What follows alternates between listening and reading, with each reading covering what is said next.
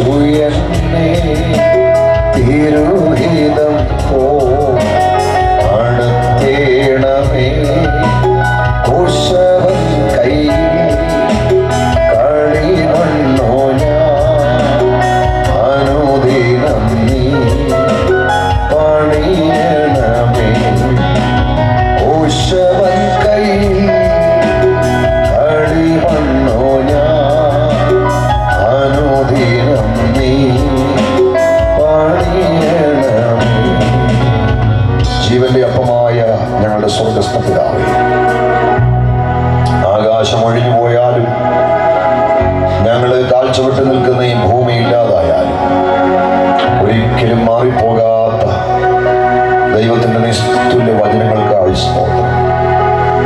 ഈ രാത്രിയിലെ പ്രഭാഷണത്തിന് ആധാരമായി ഞങ്ങൾ വായിച്ച തിരുവെഴുത്തിനെ പ്രതീക്ഷയോടും സ്തോത്രത്തോടും പ്രാർത്ഥനയോടും അവിടുത്തെ ആണിപ്പെടുത്തിട്ട കരത്തിൽ തരുന്നു. ഈ രാത്രി തിരുവെഴുത്തിന്റെ പൊരുളുകൾ ഞങ്ങൾക്ക് തിരിച്ചു തരുവാൻ പരിശുദ്ധാത്മാവേ അന്ന് മാത്രം തുണ നിൽക്കണമേ. പോഷന്റെ നാവിൽ ജ്ഞാനം പകരണമേ. ബലഹീനമായ നാവിനെ സമർത്ഥകനായി ലേഖകന്റെ എടുത്തുകൊണ്ടാക്കണം. ഈ രാത്രി ജനത്തോട് ദേശത്തോട് സംസാരിക്കണമേ. ഈ രാത്രിയിലെ സന്ദേശം ഞങ്ങൾ അവസാനിപ്പിക്കുമ്പോൾ ചിലരുടെ ഹൃദയം അങ്ങേക്കായി തുറക്കപ്പെടുവാൻ, ചിലരുടെ ഹൃദയത്തിന്റെ ശ്രീകോവിലിൽ അങ്ങേ രക്ഷകനായി പ്രതിഷ്ഠിക്കുവാൻ, ചിലരുടെ പേര് ജീവന്റെ പുസ്തകത്തിന്റെ താളിൽ എഴുതുവാൻ ഈ രാത്രിയിലെ സന്ദേശത്തിന്റെ പിമ്പിൽ ഞങ്ങളുടെ കരം ക്ഷണിക്കണം.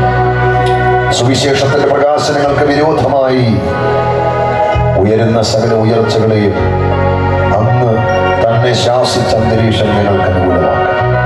അത് മാത്രം ഉയർന്നിരിക്കണം. യേശുവിൻ നാമത്തിൽ തന്നെ ആമേൻ. ഈ രാത്രിയിൽ ദൈവവചനത്തിന്റെ പ്രഭാഷണത്തിന് ഉപോത്ബലകമായി നിങ്ങളെ വായിച്ചു കേൾപ്പിച്ച ഈ അനുഗ്രഹിക്കപ്പെട്ട വേദഭാഗങ്ങൾക്കായിട്ട് കർത്താവിന് മഹത്വം. ഈ വാക്യം നിങ്ങൾക്ക് പരിചിതമാണെന്ന് കരുതുന്നു. എൻ്റെ സഹപ്രവർത്തകർക്ക് ഈ വാക്യങ്ങളേറെ സുപരിചിതമാണ്. ഈ വാക്യം എനിക്ക് പുതിയ വാക്യമൊന്നുമല്ല, ഇതിലെ സന്ദേശവും പുതിയതല്ല. സുവിശേഷ പ്രഭാഷണത്തിന് എനിക്ക് ലഭിക്കുന്ന പ്ലാറ്റ്ഫോമുകളിൽ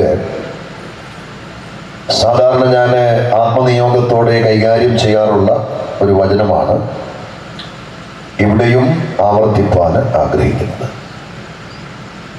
ദൈവം എന്നെ വിളിച്ചതും എന്നെ ഏൽപ്പിച്ചിരിക്കുന്ന കർത്തവ്യവും സകല ജനത്തിനും രക്ഷയ്ക്ക് കാരണമായ സുവിശേഷം വിളംബരം ചെയ്യുക എന്നുള്ളതാണ്.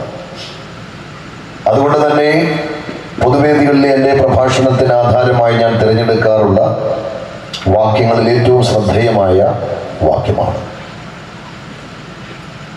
ഈ വായിച്ച തിരുവെഴുത്തിനെ ഒന്ന് വിശദീകരിക്കുന്നതിന് മുമ്പ്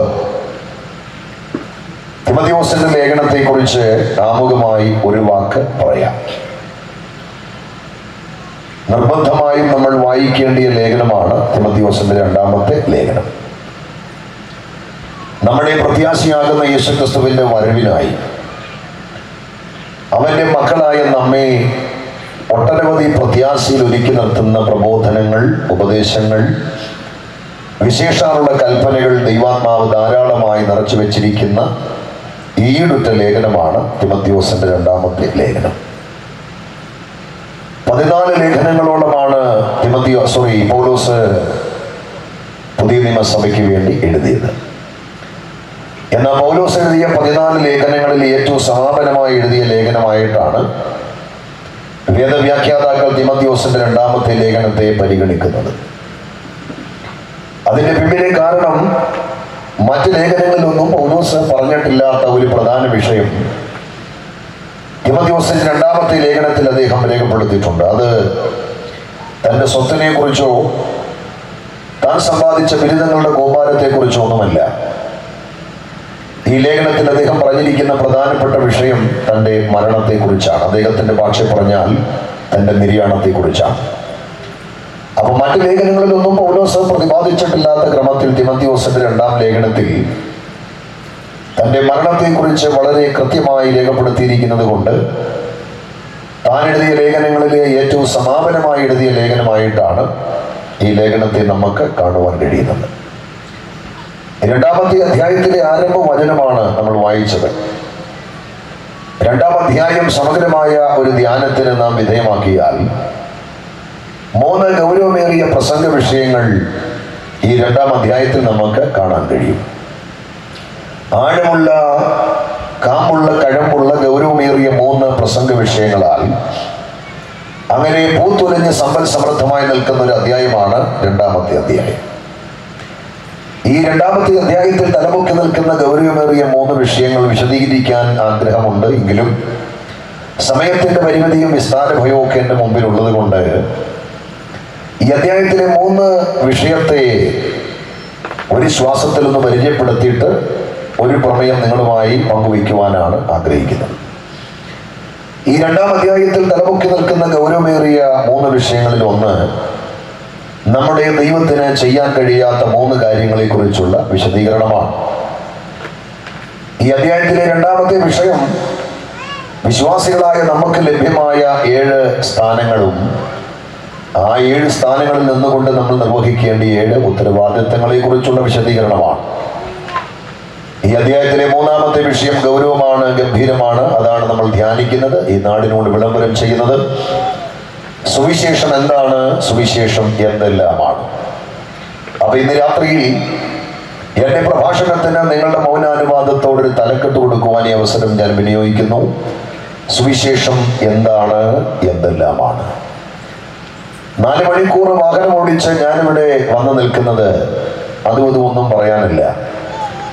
സകല ജനത്തിനും രക്ഷയ്ക്ക് കാരണമായ യേശുക്രിസ്തുവിന്റെ സുവിശേഷം മാത്രം വിളംബരം ചെയ്യാനാണ്. ഇവിടെയുള്ള സഭകളെയും കർത്തൃദാസന്മാരെയും സംഘടിപ്പിച്ച് പ്രതിസന്ധികളുടെ നടുവിൽ ഇങ്ങനെ ഒരു ആത്മീയ സമ്മേളനം ഈ സംഘാടകർ ഇവിടെ ക്രമീകരിച്ചിരിക്കുന്നതിന്റെ പിന്നിലെ ലക്ഷ്യം മറ്റൊന്നുമല്ല, സകല ജനത്തിനും രക്ഷയ്ക്ക് കാരണമായ നിർമ്മല സുവിശേഷം ഈ നാടിനോട് വിളംബരം ചെയ്യുക എന്നുള്ളതാണ്.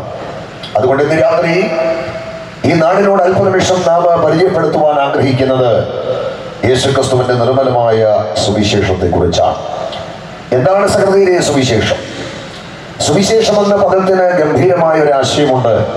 ആ ആശയം നല്ല വാർത്ത എന്നാണ്, ഗുഡ് ന്യൂസ് എന്നാണ്. എവിടെയാണ് നമുക്ക് നല്ല വാർത്ത കാണുവാൻ കഴിയുന്നത്?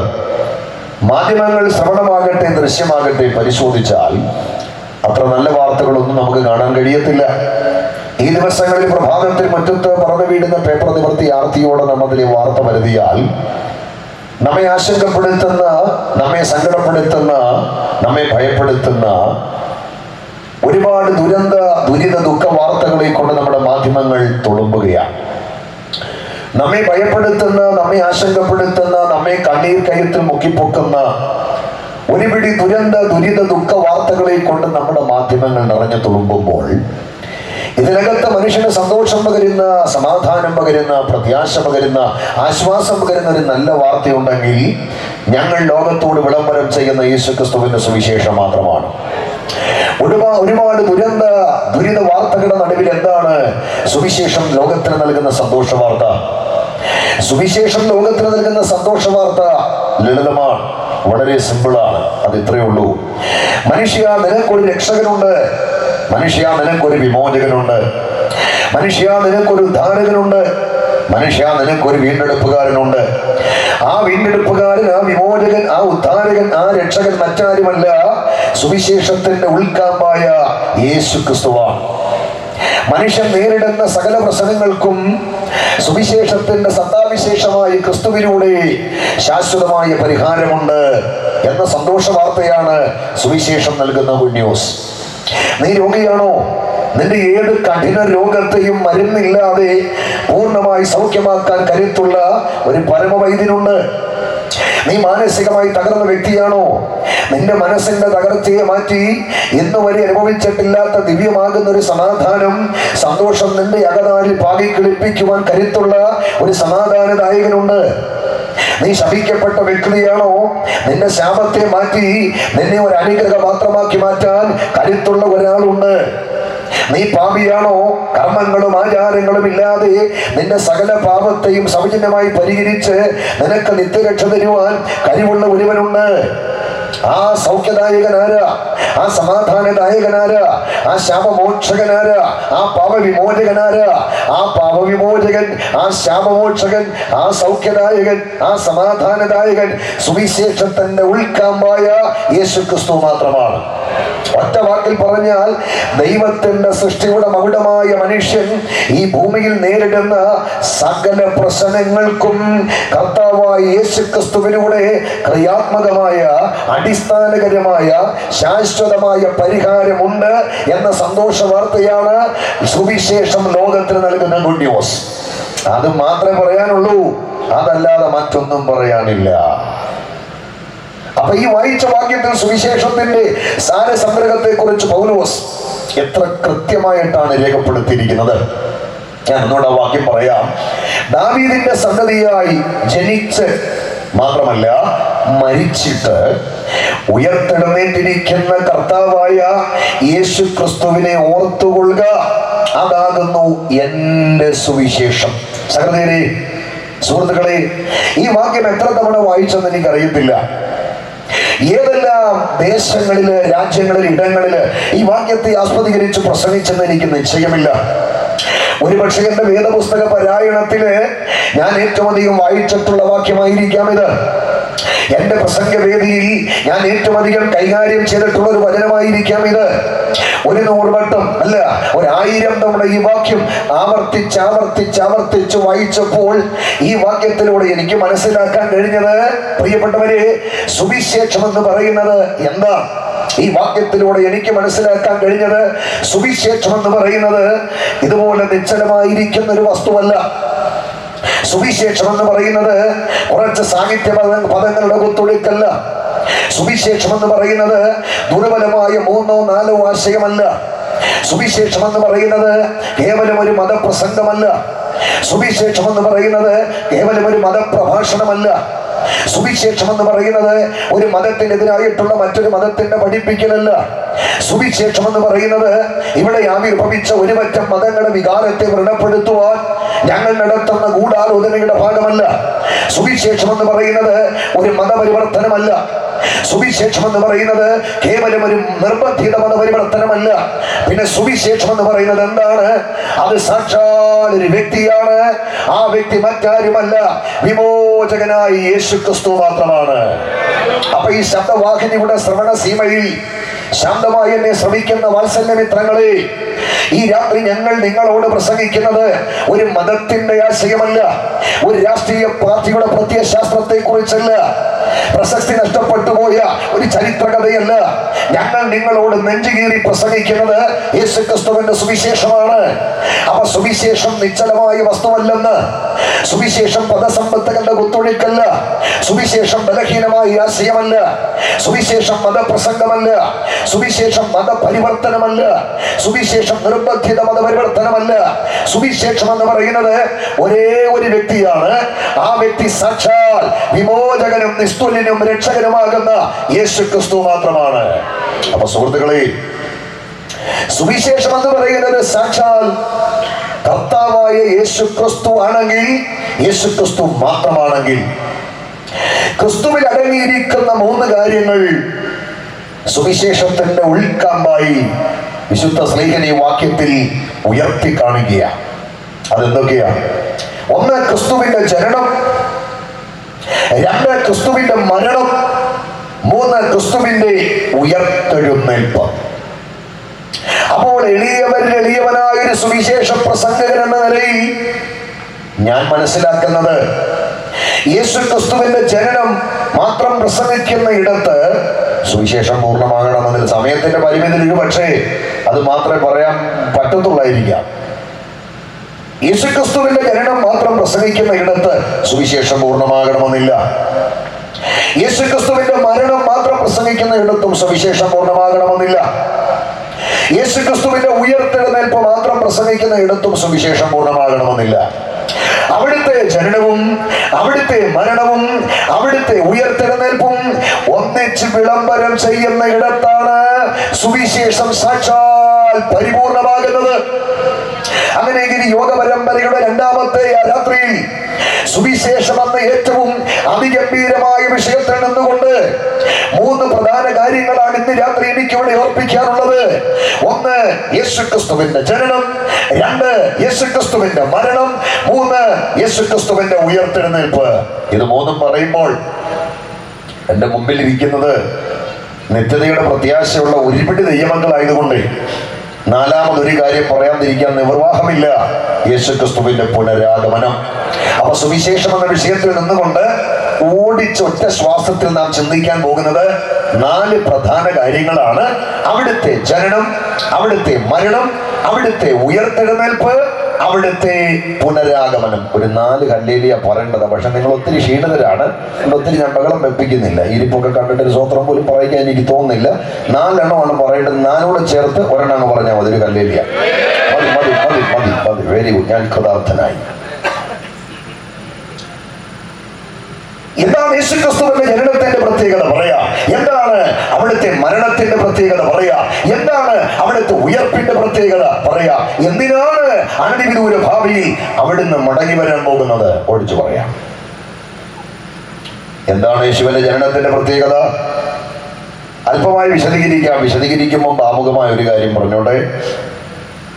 യേശുവിനെ പോലെ ജനിച്ച ആരും ഈ ലോകത്തിലില്ല. യേശുവിനെ പോലെ ജനിക്കാൻ ഇനി ആരും ഈ ലോകത്തിൽ അവശേഷിക്കുന്നില്ല. കാലം തെറ്റി ജനിച്ചവനല്ല യേശു, കണക്ക് തെറ്റി ജനിച്ചവനല്ല യേശു. 2 ആളുകളുടെ സംയോജനത്തിൽ അബദ്ധം പറ്റി ഈ ഭൂമിയിൽ പിറന്നവനല്ല യേശു. പിന്നെ പറഞ്ഞ സ്ഥലത്ത് പറഞ്ഞ സമയത്ത് പ്രത്യേക ഉദ്ദേശത്തിന് വേണ്ടി അവതരിച്ചവനാണ് ഇന്ന് രാത്രി ഞാൻ പ്രസംഗിക്കുന്ന കർത്താവായ യേശു ക്രിസ്തു. ഒരുപടി മുന്നോട്ട് വെച്ച് പറഞ്ഞാലേ, ജനിക്കും മുമ്പേ ഉണ്ടായിരുന്നവനാണ് കർത്താവായ യേശു ക്രിസ്തു. ആമേൻ. ഞാനൊക്കെ ജനിച്ച ശേഷമുള്ളയാളാ, നിങ്ങളും ജനിച്ച ശേഷമുള്ളയാളാ. ആശയം കൊണ്ടും അധികാരം കൊണ്ടും ആയുധം കൊണ്ടും പ്രപഞ്ചത്തെ ഇളക്കി മറിച്ച മഹാന്മാരും മഹാസാമ്രാട്ടുക്കളും മഹാഗുരുക്കന്മാരും ഒക്കെ ജനിച്ച ശേഷമുള്ളവരാ. എന്നാൽ ജനിക്കും മുമ്പുണ്ടായിരുന്നവൻ ഒരാളേ ഉള്ളൂ, അത് കർത്താവായ യേശു ക്രിസ്തു മാത്രമാണ്.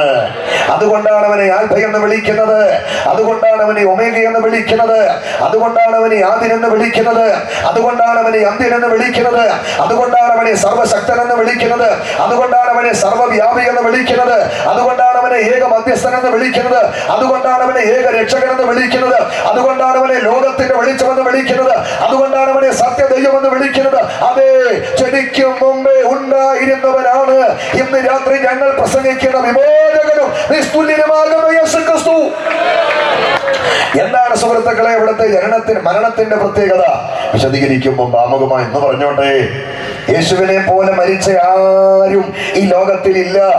യേശുവിനെ പോലെ മരിക്കാൻ ഇനി ആരും അവശേഷിക്കുന്നില്ല. പല നിലകളിൽ മരിച്ചവരുണ്ട്. ആചാരങ്ങൾക്ക് വേണ്ടി മരിച്ചവരുണ്ട്, അനുഷ്ഠാനങ്ങൾക്ക് വേണ്ടി മരിച്ചവരുണ്ട്, രാഷ്ട്രീയ പ്രത്യയശാസ്ത്രങ്ങൾക്ക് വേണ്ടി മരിച്ചവരുണ്ട്, രാഷ്ട്രത്തിന് വേണ്ടി മരിച്ചവരുണ്ട്, സ്വന്തം കാവൽ പടന്മാരുടെ തീ ദുഃഖം തുപ്പുന്ന യന്ത്രത്തോക്കുകൾക്കിരയായി പിടഞ്ഞു മരിച്ചവരുണ്ട്. അവരുടെ ആരുടെയും മരണത്തെ പരിഹസിക്കുകയല്ല, വിമർശിക്കുകയല്ല, പുച്ഛിക്കുകയല്ല, ആദരവോടെ മാറി ബഹുമാനത്തോടെ തലകുണിച്ച് വീക്ഷിക്കുന്നു. എന്നാൽ അവരാരും മരിച്ചതുപോലെയല്ല. എന്റെ പ്രസംഗ കാരണക്കാരനായ യേശു മരിച്ചത് അവരുടെ മരണത്തിലൂടെ ഉണ്ടായ നേട്ടമല്ല. എന്റെ വിമോചകനാകുന്ന യേശു ക്രിസ്തുവിന്റെ കാൽവരയിലെ മരണത്തിലൂടെ മുഴു ലോകത്തിനും ഉണ്ടായത്. അതുകൊണ്ട് ആ കൊരിന്തിൽ നിന്നുകൊണ്ട് വിശുദ്ധ സ്ത്രീകൾ ഉറക്കെ പറഞ്ഞത്, ഞങ്ങളോ ക്രൂശിക്കപ്പെട്ട ക്രിസ്തുവിനെ പ്രസംഗിക്കുന്നു. എന്താണ് ഇവിടുത്തെ ഉയർപ്പിന്റെ പ്രത്യേകത? മണ്ണ് തൊട്ട് മാനം മുട്ട ആവേശം അണമുട്ടുക. എനിക്ക് അവിടുത്തെ ഉയർപ്പിനെ കുറിച്ച് പറയുമ്പോൾ എന്താ വിശദീകരിക്കാം. അതിനു മുമ്പ് ആമുഖമായി എന്ന് പറഞ്ഞോട്ടെ. മരണശേഷം മരണത്തെ ജയിച്ച് ഉയർത്തെഴുന്നേറ്റ ഒരേ ഒരാളേ ഉള്ളൂ നമുക്ക് പ്രത്യാശിക്കാൻ വകയുണ്ട്. അത് നമ്മുടെ രക്ഷകനായ കർത്താവ്. മരണം കൊണ്ടും കല്ലറ കൊണ്ടും പാതാളം കൊണ്ടും വാഴ്ചകൾ കൊണ്ടും അധികാരം കൊണ്ടും കർത്തൃത്വം കൊണ്ടും അവസാനിച്ചു പോയ ഒരുവനെയല്ല ഇന്ന് രാത്രി നാം ഉയർത്തുന്നത്, നാം അംഗീകരിക്കുന്നത്, നാം അനുധാവനം ചെയ്യുന്നത്, നാം ആരാധിക്കുന്നത്. മറിച്ച് മരണത്തെ ജയിച്ച് ഉയർത്തെഴുന്നേറ്റ ഒരുവനെയാ. ഹല്ലേലൂയ. മരിച്ച ശേഷം ഉയർത്തെഴുന്നേറ്റ ഒരാളേ ഉള്ളൂ, യേശുക്രിസ്തു മാത്രമാ സ്നേഹിത. ലോകത്തെ സ്വാധീനിച്ച മഹാന്മാരുടെ കല്ലറകളൊക്കെ പ്രപഞ്ചത്തിന്റെ പല ഭാഗങ്ങളിൽ പായൽ മൂടി അടഞ്ഞു കിടക്കുക. ലോകത്തെ സ്വാധീനിച്ച പല മഹാന്മാരുടെ കല്ലറകൾ ലോകത്തിന്റെ പല ഭാഗത്ത് ഞാൻ കണ്ടിട്ടുണ്ട്. അതൊക്കെ ഇന്നും പായൽ മൂടി മൗനമായി അടഞ്ഞു കിടക്കുമ്പോൾ പ്രപഞ്ച ചരിത്രത്തിൽ തുറക്കപ്പെട്ട ഒറ്റ കല്ലറയുള്ളെന്ന്. ആ കല്ലറ എവിടെയാ? യെരുശലേമിന്റെ പടിഞ്ഞാറ് ചെരുവിന്റെ മലർന്ന മാർവിടത്തിൽ ആ കല്ലറ തുറന്ന് കിടപ്പുണ്ട്. ആ തുറന്ന കല്ലറയുടെ വാദക്കൽ എഴുത്തെഴുതി വെച്ചിട്ടുണ്ട്. അവിടുത്തെ ജനന തീയതിയല്ല, അവിടുത്തെ മരണ തീയതിയല്ല, ആരുടെയും കല്ലറയിൽ ഇല്ലാത്തൊരു വാക്ക് അവിടുത്തെ കല്ലറയുടെ വാദക്കൽ എഴുതി വെച്ചിട്ടുണ്ട്. അവൻ ഇവിടെ ഇല്ല, അവൻ ഇവിടെ ഇല്ല. ആരോ അവനെ എടുത്തുകൊണ്ട് പോയെന്നല്ല, ആരോ അവനെ ഒളിപ്പിച്ചെന്നല്ല, അവൻ ഉയർത്തെഴുന്നേറ്റിരിക്കുന്നു. അതുകൊണ്ടാണ് മണ്ണ് തൊട്ട് മാനം മുട്ട് നിൽക്കുന്ന ആവേശത്തോടെ നമ്മുടെ കൂടിവരവ് ഉലക മഹാന്മാരകിലരും ഒരുപോലെ ഇന്ന് രാത്രി കല്ലറയ്ക്കകം തുറങ്ങുമ്പോൾ മരണത്തെ ജയിച്ചുയർത്തെഴുന്നേറ്റ് ഇന്നും ഉയരത്തിൽ വാഴുന്ന ഒരേ ഒരുവൻ അത് യേശുക്രിസ്തു മാത്രമാണ്. ദാവീദിന്റെ സന്തതിയായി ജനിച്ച് മരിച്ചിട്ട് ഉയർത്തെഴുന്നേറ്റിരിക്കുന്ന യേശുക്രിസ്തുവിനെ ഓർത്തുകൊള്ളുക. അതാകുന്നു എന്റെ സുവിശേഷം. അപ്പൊ സുവിശേഷം എന്ന ഗൗരവമേറിയ വിഷയത്തിൽ നിന്നുകൊണ്ട് നാം ചിന്തിക്കുന്ന 4 കാര്യങ്ങളിൽ ഒന്ന് യേശുക്രിസ്തുവിന്റെ ജനനം. എന്താണ് യേശുക്രിസ്തുവിന്റെ ജനനം? അതാ പൗലോസ് പറയുന്നത് ദാവീദിന്റെ സന്തതിയാൽ ജനിച്ചു. യേശുക്രിസ്തുവിന്റെ ജനനത്തെ കുറിച്ച് പറയുമ്പോൾ 2 പ്രധാനപ്പെട്ട സംഗതികളാണ് എനിക്ക് അവിടെ 1, 2 എന്ന ക്രമത്തിൽ ഓർപ്പിക്കാനുള്ളത്. 1, എന്തിനാണ് അവിടുന്ന് ജനിച്ചത്? 2, എങ്ങനെയാണ് അവിടുന്ന് ഈ ലോകത്തിൽ ജനിച്ചത്?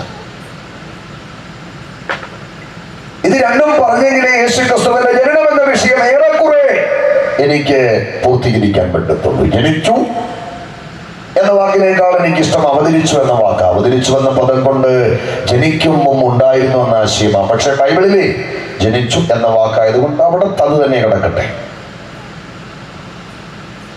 എന്തിന് ജനിച്ചു? എങ്ങനെ ജനിച്ചു? തന്മാത്രം അമർത്യതയുള്ളവൻ, അടുത്തുകൂടാത്ത വെളിച്ചത്തിൽ വസിക്കുന്നവൻ, മഹാദൈവത്തിന്റെ സകല സമ്പൂർണതയും ദേഹരൂപമായി വസിക്കുന്നവൻ, 2024 വർഷങ്ങൾക്ക് പുറകിൽ മഹത്വമെല്ലാം ഉരിഞ്ഞു കളഞ്ഞു മാനവാകാരം സ്വീകരിച്ച് പരിശുദ്ധമായ വെണ്ണുവെടിഞ്ഞു പാപം നിറഞ്ഞ ഈ താണമണ്ണിൽ അവൻ എന്തിനു ജനിച്ചു? അടുത്തത് എങ്ങനെ ജനിച്ചു? ഈ 2 ചോദ്യത്തിന് ഞാൻ ഉത്തരം പറയാൻ ആഗ്രഹിക്കുന്നത് സയൻസിൽ നിന്നോ ചരിത്രത്തിൽ നിന്നോ ഒന്നുമല്ല. എന്റെ വിശ്വാസത്തിന്റെയും പ്രത്യാശകളുടെയും പ്രഭാഷണത്തിന്റെയും ആധാരം ചരിത്രമല്ല, സയൻസ് അല്ല, വിശുദ്ധ ബൈബിളാണ്. അതുകൊണ്ട് അവിടുന്ന് എന്തിനു ജനിച്ചു, എങ്ങനെ ജനിച്ചു എന്ന ചോദ്യത്തിന് മറുപടിയായി 2 വചനം ഞാനെന്ന് പറയാം. ശ്രദ്ധിച്ചു കേട്ടോണം, ഉറങ്ങുന്നവർ പ്രത്യേകം ശ്രദ്ധിച്ചു കേട്ടോണം. യേശുവിന്റെ മാതാപിതാക്കളാകാൻ ഭാഗ്യം ലഭിച്ച മറിയോടും ജോസഫിനോടും യേശുവിന്റെ ജനനത്തെ കുറിച്ച് ദൈവത്തിന്റെ ദൂതൻ പറയുന്ന പ്രവചന ഭാഗങ്ങളൊക്കെ മത്തായി സുവിശേഷത്തിൽ നമ്മൾ ഒത്തിരി വായിച്ചിട്ടുണ്ട്, കേട്ടിട്ടുണ്ട്. യേശുവിന്റെ അമ്മയാകാൻ ഭാഗ്യം ലഭിച്ച മറിയോട് ദൈവത്തിന്റെ ദൂതൻ ഒരിക്കൽ വന്ന് പറയുക, കൃപ ലഭിച്ചവളെ നിനക്ക് വന്ദനം. അപ്രതീക്ഷിതമായ വന്ദനസ്വരം കേട്ട ഞെട്ടിത്തെരിച്ച മറിയ കണ്ടത് തേജോമയനായ ദൈവത്തിന്റെ ദൂതനെയാണ്.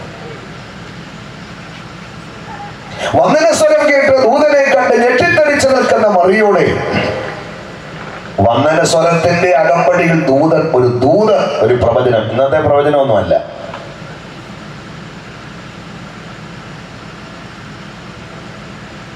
ഭയങ്കര ഒരു പ്രവചനമാണ് പ്രവചിച്ചത്. നീ ഗർഭം ധരിച്ച് ഒരു മകനെ പ്രസവിക്കും. പുരുഷ സംയോജനത്തിലൂടെയല്ല നിന്റെ ഉദരത്തിൽ ഒരു തലമുറ ഉരുവാകാൻ പോകുന്നത്. അത്യുന്നതന്റെ ശക്തി നിന്റെ മേൽ നിഴലിടും, പരിശുദ്ധാത്മാവ് നിന്റെ മേൽ വരും.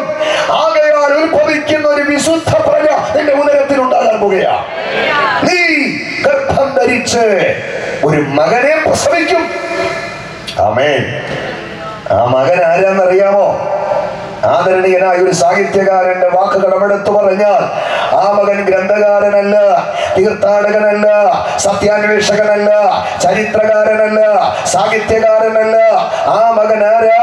തന്റെ ജനത്തെ അവരുടെ പാപങ്ങളിൽ നിന്നും രക്ഷിപ്പാനിരിക്കൊണ്ട് രക്ഷകൻ എന്നർത്ഥം വരുന്ന യേശു എന്ന നീ അവന് പേരിടണം. കരമുയർത്തി ഉച്ചത്തിലൂടെ ഹല്ലേലൂയ പറഞ്ഞേ മതി. അടുത്തൊരു വചനം കൂടെ ഞാൻ പറയാം, നമുക്ക് പരിചിതമായ വചനം. മനുഷ്യരുടെ പാപങ്ങളിൽ നിന്നും അവരെ രക്ഷിപ്പാൻ കർത്താവായ യേശു ക്രിസ്തു ലോകത്തിൽ വന്നു എന്നത് വിശ്വാസ്യവും എല്ലാവരും അംഗീകരിപ്പാൻ യോഗ്യമായ വചനം തന്നെ. ഉലകത്തിൽ പറന്ന സകല മാനവരും പഞ്ചഭുജമടക്കി അംഗീകരിപ്പാൻ യോഗ്യമായ വചനമാണ്. മനുഷ്യന്റെ പാപത്തിൽ നിന്നും അവരെ രക്ഷിപ്പാൻ യേശുക്രിസ്തു ലോകത്തിൽ വന്നു എന്നുള്ളത് വിശ്വാസ്യവും എല്ലാവരും അംഗീകരിപ്പാൻ യോഗ്യമായ വചനം തന്നെ. ഈ രണ്ട് വേദഭാഗങ്ങൾ എന്റെ പരിമിതമായ അറിവിൽ നിന്നുകൊണ്ട് ഒന്ന് അപഗ്രഥിച്ചപ്പോൾ, ധ്യാനിച്ചപ്പോൾ, യേശുക്രിസ്തു ഈ ലോകത്തിൽ 2000 വർഷങ്ങൾക്ക് മുമ്പ് എന്തിന് ജനിച്ചു, എന്തിന് വന്നു എന്ന ചോദ്യത്തിന് കൃത്യമായ ഉത്തരം എനിക്ക് കിട്ടി. ആ ഉത്തരം ഞാനൊന്ന് വിളംബരം ചെയ്യാം. ഒന്ന്, ദൈവത്തെ വെളിപ്പെടുത്താൻ. രണ്ട്, മനുഷ്യന്റെ പാപത്തിൽ നിന്നും അവരെ രക്ഷിപ്പാൻ. യേശുക്രിസ്തു